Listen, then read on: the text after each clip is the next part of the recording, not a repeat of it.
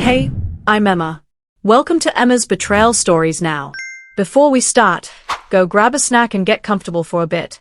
These stories aren't rushed. They're the kind you sit with. Today's story comes with an update and my own personal opinions throughout the story.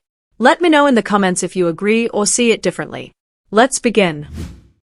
My sister tried to steal my wedding ideas, so I planned a bigger surprise that outshined her. I caught Nadine with my laptop open on her knees in the bridal suite, her thumbnail hovering over the send button like she was about to launch a missile.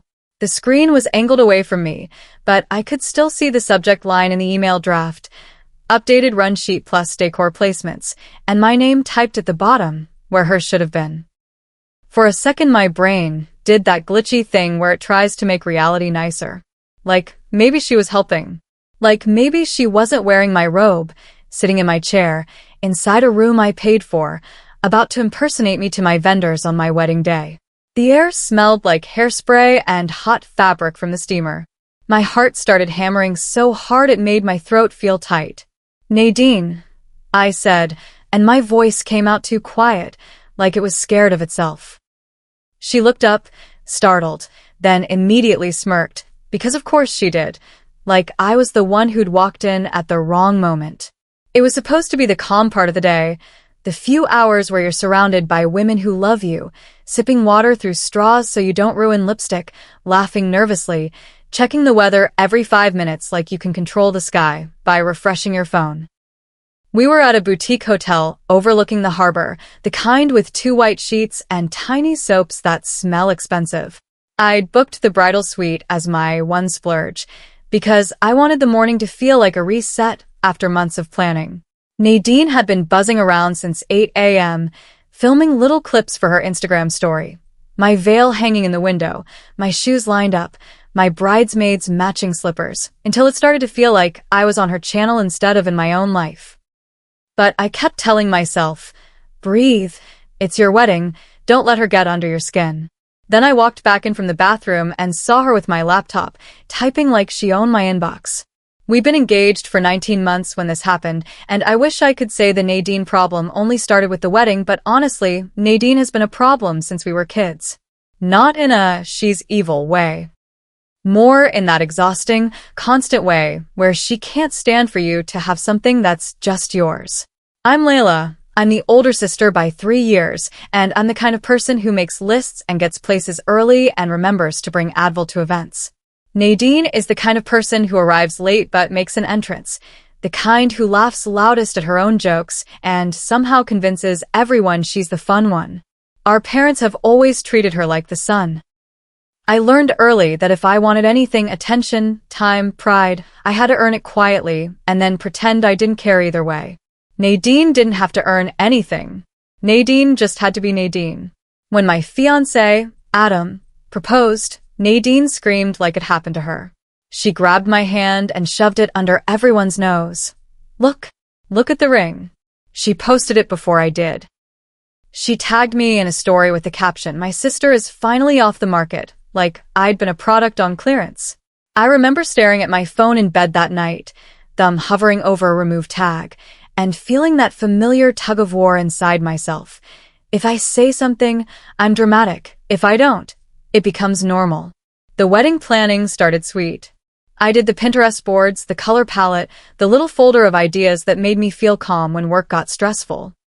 I wanted warm neutrals, eucalyptus, candles, simple linen, a live band for dancing, and a tiny corner for a memory table because my grandmother passed the year before, and I wanted her photo there without it feeling like a funeral. I told Nadine my ideas because I thought that's what sisters do. I thought she'd be excited for me. She acted excited. She asked 1,000 questions. She wanted to see my mood board, my invites, my dress try-on photos. She wanted to help with everything, which is Nadine speak for get access. The first sign was small. She sent me a photo from a bridal inspo account with my exact color palette and wrote, "OMG, I was thinking of doing something like this for my future wedding." Nadine wasn't engaged. She didn't even have a boyfriend at the time. I laughed it off. Then she started posting wedding content, even though she wasn't getting married. Flat lays of champagne glasses and satin bows and calligraphy, captions about manifesting. I didn't care until she posted a story of a table setting that looked so close to my own plan it made my stomach drop. Same tapered candles. Same napkin fold. Same eucalyptus sprigs. Same gold cutlery. Under it she wrote, "My dream tablescape. Don't steal." Like I was going to steal from her. Like I hadn't shown her first. I tried to be mature. I called her. "Hey," I said light. "The stuff you've been posting, it's basically my wedding." Can you not? She laughed. "Layla, relax. Nobody owns eucalyptus." "It's not just eucalyptus," I said. "It's my whole thing." She sighed like I was a child. "You're stressed. You're projecting. Also, people send me inspo all the time. I can't control what I like." It would have ended there if she'd just posted pretty pictures. But Nadine started telling people she was helping design my wedding. She started casually dropping vendor names at family dinners like she was the one coordinating them. She told my aunt she picked the venue. She told our cousins she was basically the planner. When I corrected her in front of our mom one night, "Actually, I chose it," my mom frowned at me and said, "Let her feel involved, Layla. It's not that deep." And that's the sentence that always makes me feel 14 again. It's not that deep. Translation: your feelings are inconvenient. The stealing got louder when Nadine met a guy named Rami about 6 months before my wedding. He was handsome in a polished way, nice watch, nice shoes, always smiling at the right moments. Nadine was suddenly almost engaged. She started hinting that her wedding would be sooner than people think. She started acting like my wedding was her research project. She asked to see my final seating chart.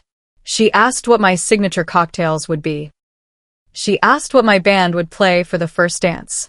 She asked if I was doing a second dress and what time I'd change. It wasn't curiosity, it was inventory. One night, I was at my parents' house dropping off a bag of favors I'd assembled, small jars of honey with labels that said "Sweet as Us." My mom had asked to see them. I set the bag on the kitchen table and went to the bathroom. When I came back, the bag was open. Nadine was holding one jar up to the light, rotating it like she was inspecting a diamond. "These are cute," she said. "Where'd you order them?" "I made them," I said, and tried to keep my tone neutral. She shrugged. "I could totally do this too. Maybe with maple syrup. More unique." I stared at her hands, my labels, my ribbon, and felt heat rise behind my eyes. "Nadine," I said, "why are you doing this?" She blinked at me like she genuinely didn't understand. "Doing what?" "Turning everything I plan into something you can't wait to copy," I said. I hated how raw my voice sounded. Our mom cut in immediately, sharp. "Layla." "Enough. It's honey." "It's not honey," I said, and my hands started shaking. "It's everything." Nadine smiled, small and satisfied, like she'd pushed the right button. "You always think I'm out to get you," she said. "Maybe you just don't like that I have taste too." Adam was the one who finally said what I couldn't. "It's weird," he said quietly. "If you like something, you can just compliment her without turning it into a competition." Nadine's eyes flashed. "Nobody asked you," she snapped, and suddenly she wasn't smiling anymore. That night, after we left, Adam drove with one hand on the wheel and the other resting on my knee like he was holding me to earth. "You don't have to keep inviting her into the planning," he said gently. "She's not helping you. She's feeding off you." I wanted to disagree. I wanted to defend my sister, because that's what I've been trained to do. But my throat hurt from swallowing too much. So I started locking things down. I stopped sharing details. I created a separate email for vendors with a password. I told the planner, yes, I got a day of coordinator because I could feel chaos approaching, to only take changes from me or Adam, not family. I stopped sending Nadine screenshots. When she asked, I lied. I said, not sure yet. I said, still deciding. I became vague in self-defense, which made me feel guilty, which made me angry, which made me tired. 2 weeks before the wedding, Nadine texted me. Can you send me a run sheet? Rami wants to see how weddings flow. I stared at the message until my screen dimmed. Then I wrote, "No. Ask Google." She replied, "Wow. Bridezilla." I didn't respond. I went back to folding place cards, my fingers pressing creases into paper like it could press calm into my life. Then came the rehearsal dinner. It was at a small private room in our venue's restaurant, soft lighting, long table, everyone dressed slightly too formal for pasta. Adam's parents were there, sweet and nervous, trying to blend into my loud family.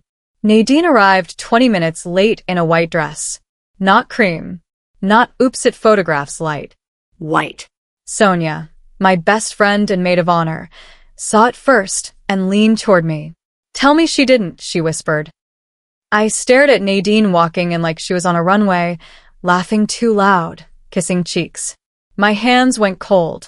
I stood up so fast my chair scraped. "Nadine," I said. "Why are you wearing white?" She looked at me like I'd asked why she breathed. "It's not white," she said, smiling. "It's pearl." It was white.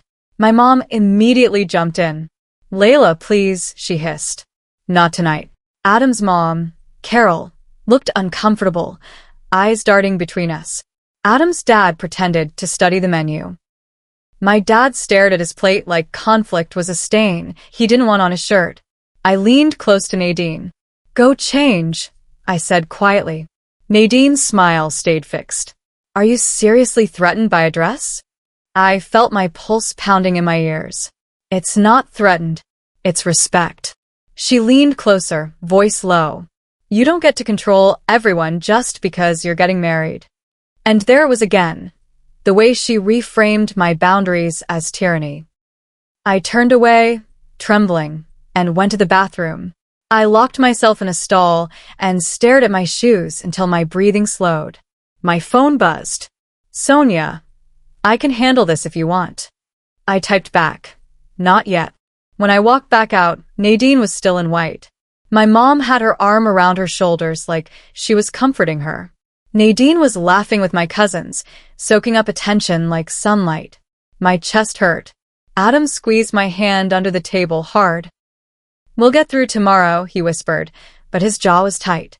That night, back at the hotel, I lay awake with the sheets twisted around my legs, listening to Adam's slow breathing, and I felt this new clarity settle in like a decision. Nadine wasn't going to stop. She wasn't going to suddenly become considerate because I asked nicely. If I wanted peace, I had to build it. If I wanted my day to be mine, I had to protect it, actively, not politely. So I planned the surprise. Not revenge in the dramatic, humiliating way. Not a microphone moment where I expose her and watch her crumble. I didn't want my wedding to taste like bitterness. I wanted it to taste like joy. I wanted to outshine her without even looking in her direction.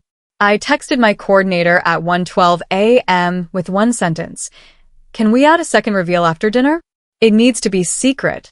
She responded 5 minutes later because apparently wedding coordinators do not sleep. "Tell me everything." And that's where I'm going to pause because the next day is the part where my stomach still flips when I think about it, and I want to be honest about the fact that at this point I wasn't sure if I was being mature or petty, or just desperate to keep my sister from crawling into my spotlight and making a nest. Here's my take at the halfway mark. Nadine isn't just copying decor. She's copying roles. She wants to be the bride in every room, even when it's not her engagement, not her relationship, not her money. Not her months of planning. Some people steal ideas because they're insecure about creativity. Nadine steals because she's insecure about attention. Ideas are just the currency she uses to buy it. My mom is the bigger issue than I wanted to admit. Nadine didn't become like this in a vacuum. She's been gently trained that her feelings are emergencies and everyone else's feelings are inconveniences. The second I push back, my mom's instinct is to manage me, not her. That "not tonight" line? That's not peacekeeping. That's choosing which daughter is allowed to be uncomfortable, and it's always me. My dad. Honestly, my dad is an emotional ghost. He doesn't defend Nadine, but he also doesn't defend me. He just disappears into his plate and hopes the women sort out quietly. That's not neutrality. That's cowardice with a fork. Adam is the only reason I'm not fully spiraling. He's steady without being dismissive. He doesn't inflame things, but he also doesn't tell me to let it go. Sonia is my lifeline too. She's the kind of friend who'll stand between you and chaos without making you feel weak for needing it. As for me, I'm conflicted. I don't want my wedding to become a battlefield, but I'm also sick of being the only one expected to behave while Nadine gets to act like a tornado and everyone calls it a breeze. Update. Okay. The day after I wrote the first part, I posted it and then immediately regretted it because I don't love sharing family mess publicly. But I also got a flood of messages that all basically said the same thing. Set boundaries with vendors, passwords, keep your day protected, stop letting family be a free pass for disrespect. And I'm glad I read those before the wedding actually happened, because Nadine didn't just wear white and make snide comments. She escalated in a way that still makes me feel dizzy. Remember how I caught her with my laptop in the bridal suite? That was the morning of the wedding, around 10:30 a.m., while I was in the bathroom fixing a stubborn lash that wouldn't stick. I came out, saw her typing, and my brain went cold hot. "What are you doing?" I asked, stepping closer. She snapped my laptop shut like that would erase what she was doing. "Relax," she said. "I'm sending the updated timing to the coordinator." She asked me. "She did not ask you," I said, and I could hear my own voice sharpening, like metal pulled from a sheath. "Open it." Nadine laughed, actually laughed like I was adorable. "Why are you being like this on your wedding day?" That question is Nadine's special talent. It flips the situation, so she's the victim of my reaction instead of the cause of it. I reached for the laptop. She pulled it back. "Nadine," I said, "open it."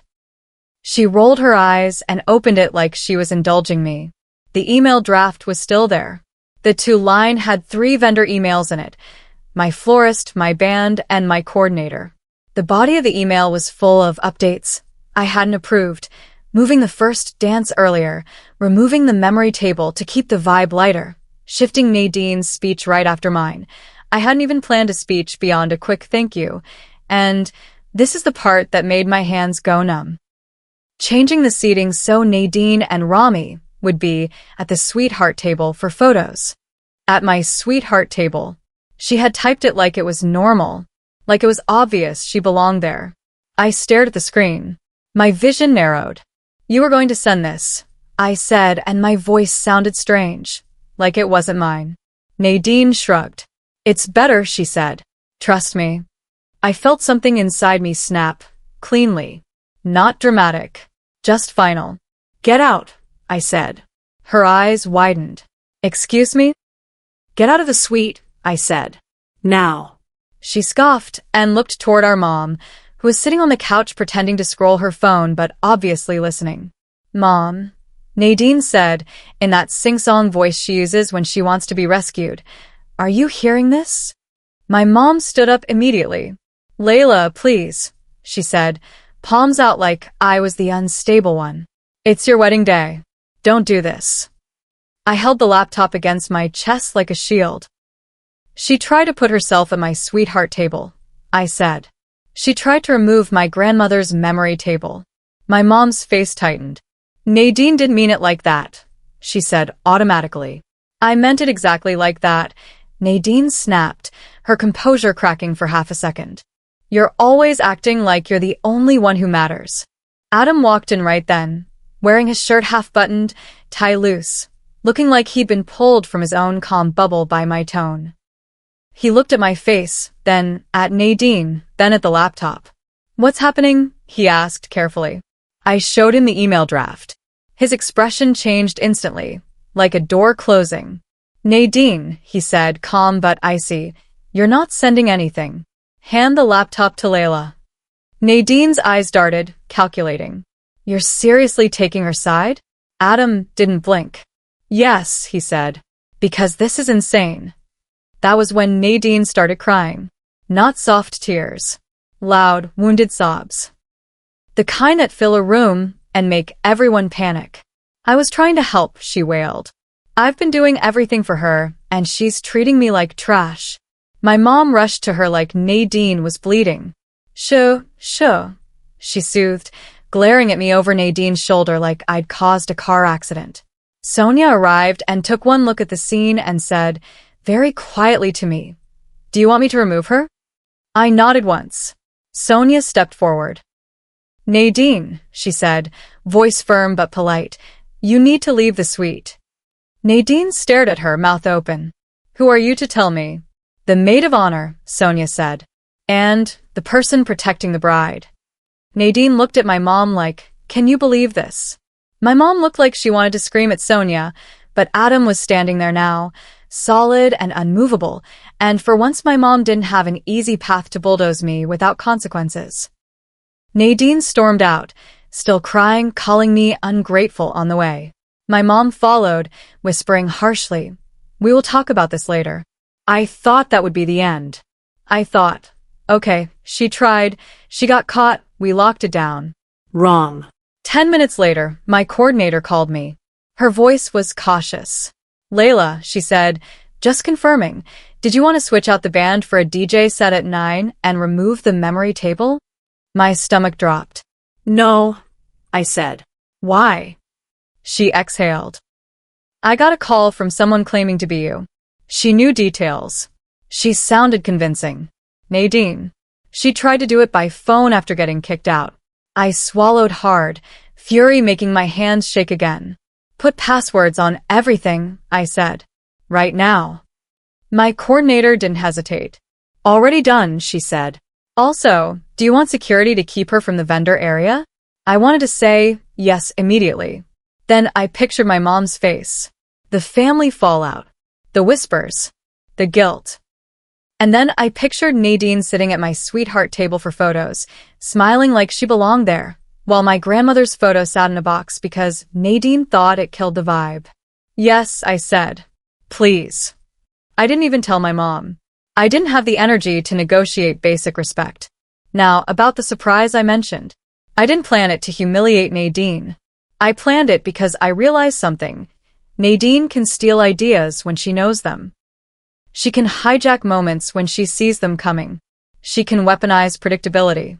So I made the best part of the night something she couldn't access. Adam and I had already planned a normal reception. Dinner, speeches, first dance, band, cake. What we added, secretly, was a second room reveal after dinner.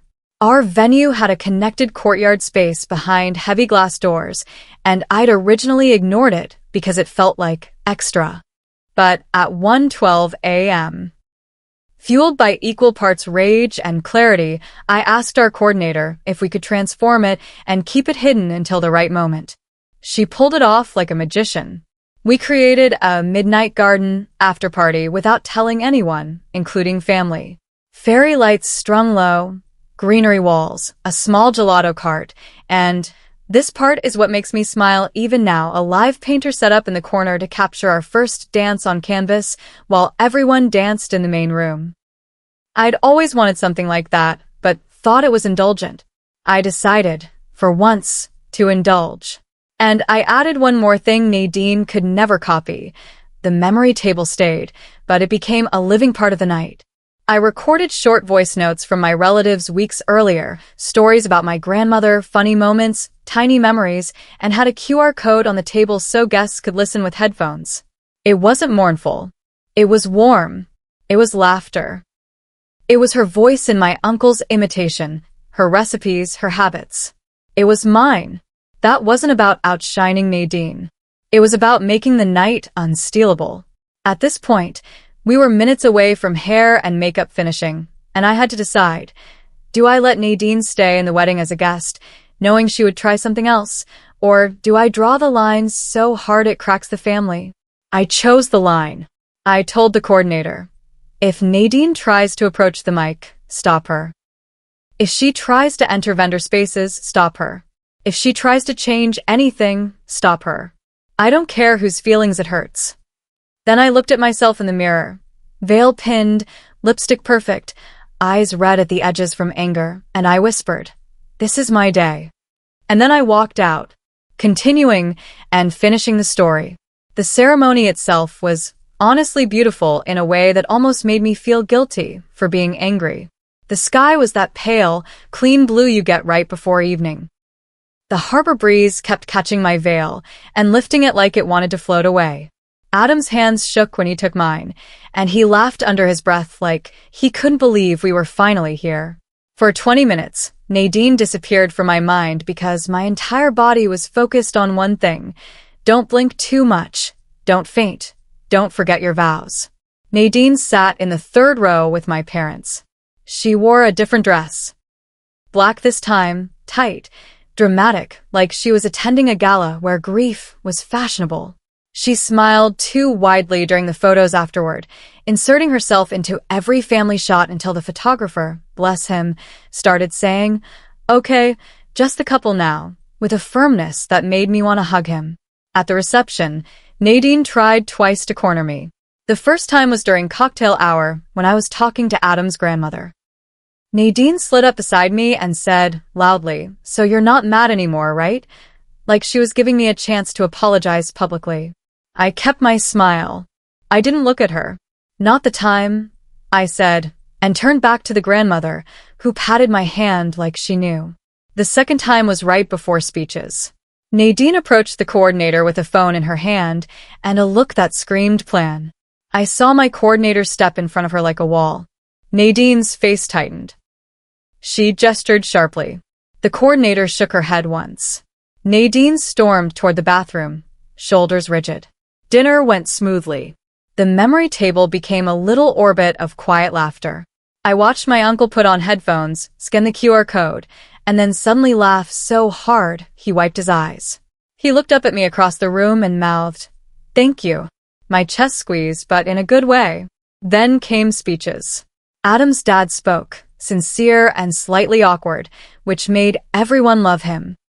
Sonia spoke, and the whole room laughed because she told a story about me showing up to her house with a toolbox and a spreadsheet when her sink broke. I did my short thank you, careful not to look at my parents too long because my mom was sitting stiff and my dad looked like he'd swallowed something bitter. And then Nadine stood. She didn't ask. She didn't signal. She just stood with her glass, and I felt the air shift like a dog hearing thunder. My coordinator moved immediately, intercepting her near the mic with a smile so polite it could have cut glass. Nadine's mouth moved fast. The coordinator shook her head again. Nadine's eyes flashed, and she looked around like she expected my mom to rescue her. My mom half stood, confused, then sat back down when Adam's mom touched her arm gently like, "Please don't."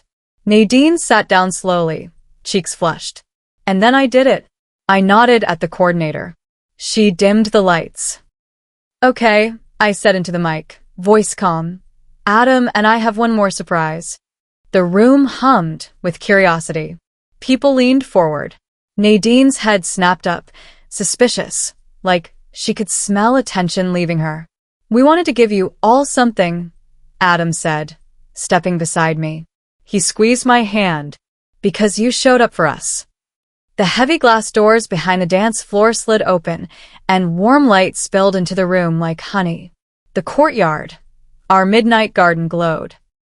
Fairy lights, greenery walls, the gelato cart, the live painter already brushing color onto a canvas that looked like it was becoming a memory in real time. People gasped. It wasn't a scream moment. It was a collective, soft, stunned sound of delight. "After party," Sonia whispered behind me, like she was proud of me. Guests poured into the courtyard laughing. Someone shouted, "This is insane," in the best way. Adam's cousins ran to the gelato cart like kids. My aunt took photos. My dad stared like he didn't recognize my ability to create something like this. My mom's mouth opened the way it did when she walked into the party I threw for my promotion in another life. Shock, not pride, because it meant I was capable without her. Nadine didn't move at first. She sat frozen, staring into the glow like she was watching her control slip away. Then she stood, too late, and tried to follow with her phone already up, filming like she could capture the moment and claim it later. But it didn't matter. The room had shifted. The night belonged to Joy, not her. The live band started playing again, louder now, freer. Adam pulled me into the courtyard and spun me once, my dress swishing over the tiles. The painter glanced up, smiling, and kept working. People danced under lights. The harbor breeze moved through the space, carrying laughter and vanilla from gelato and the faint scent of greenery. At one point, I saw Nadine standing near the edge of the courtyard, phone lowered, face tight. Rami was beside her, murmuring something. She snapped at him quietly. He shrugged. He looked bored. For the first time, Nadine looked small. Not because anyone humiliated her, because no one was feeding her. My parents approached me later. My mom's eyes were shiny. "That was so beautiful," she said, and her voice sounded careful, like she was stepping onto thin ice. "Thank you," I replied. I didn't hug her. Not because I wanted to punish her, because I was still learning what it feels like not to rush into being okay for someone else. My dad cleared his throat. "You did a lot," he said, like effort itself surprised him. "I did," I said simply. Nadine left early. No goodbye. No hug. She walked out with her heels clicking like punctuation. The next day, she posted a vague story. "Some people will do anything to outshine you. Stay classy." No names. But everyone knew. Sonia sent it to me with one sentence. "Imagine telling on yourself like that." I didn't respond. I didn't share it. I didn't let it in. Because here's the truth. My bigger surprise wasn't the courtyard. It wasn't the lights or the gelato or the painter. The bigger surprise was realizing I could build a boundary so solid that even my sister couldn't climb it. I married Adam. We danced until my feet hurt. We stood by the memory table and listened to the voice notes, laughing and crying in small, quiet ways. We left with the painter's canvas wrapped carefully in paper like a treasure. And when I got into the hotel bed that night, makeup smudged, hair falling apart, Adam kissed my forehead and whispered, "You did it. You kept it yours." And for the first time, I believed him. All right, final verdict time, because if I don't say it plainly, I'll start softening it again out of habit. Nadine is the kind of person who doesn't just want nice things. She wants the credit for them, the spotlight for them, and the emotional control that comes with being the main character. She didn't steal my wedding ideas because she was inspired. She stole because she can't tolerate being in the audience. And when she couldn't steal the moment, she tried to steal the mechanics. Run sheets, vendor calls, seating, speeches. That's not helping. That's attempted hostile takeover with a satin robe on. My mom is the enabler, full stop. She's not malicious, but she's dangerously addicted to keeping Nadine calm, and she uses me as the pressure valve. Every "not tonight," every "let her feel involved," every time she rushed to soothe Nadine's tears instead of asking why her daughter was shaking with anger. That's not neutrality. That's choosing a favorite in slow motion. My mom doesn't like conflict, but what she really doesn't like is the conflict pointing back at her decisions. So she tries to hush me because if I'm quiet, she doesn't have to face anything. My dad is the king of avoidance. He's not cruel in a loud way. He's cruel in a passive way. He watches imbalance happen and calls it family stuff, so he doesn't have to intervene. He cares about image and ease, and he's spent years letting my mom do the emotional labor while he stays comfortably uninvolved. The problem is, uninvolved isn't neutral when one kid is getting steamrolled. Adam? Green flag with a spine. He didn't escalate into drama, but he also didn't let me drown in be the bigger person nonsense. Sonia deserves a medal and a salary. She was basically my emotional security team in heels. The coordinator deserves a second medal for shutting down Nadine like a polite bouncer. And me, the bride, wasn't petty for planning a bigger surprise. I didn't outshine Nadine by humiliating her. I outshined her by refusing to orbit her. That's the ultimate power move with people like her. When attention is their oxygen, your calm refusal to feed them is suffocation. My wedding wasn't a stage for her meltdown. It was a celebration I protected like it mattered because it did. If Nadine wants a wedding, she should plan her own instead of trying to live inside mine like a parasiting tool. And if my parents want access to my future, they're going to have to learn a new skill: showing up on time, with respect, and without acting like my boundaries are a personal attack.